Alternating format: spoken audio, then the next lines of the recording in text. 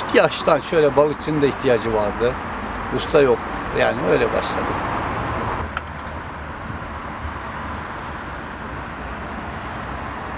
Biz ufak balıkçı dediğimiz balıkçıya işte 4,5 metrelik sandaldan 10, 12'ye kadar yapıyoruz.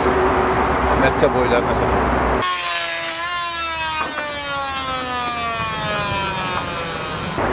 Boylarına göre değişiyor mesela.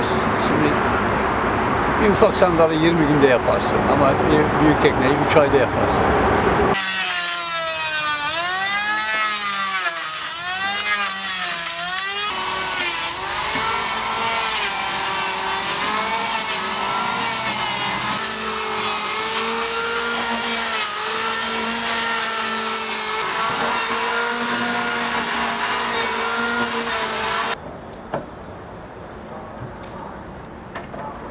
Bu işi işte 6-7 seneden bu yana yapıyorum ama daha önce balıkçılık yaptığım için bu işlerle de uğraşıyordum.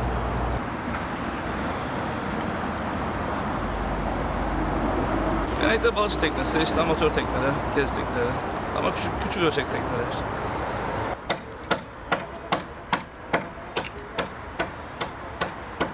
Talep olsa bile de çalışma şartlarımız burada çok iyi olmadığı için çok karşılayamıyoruz.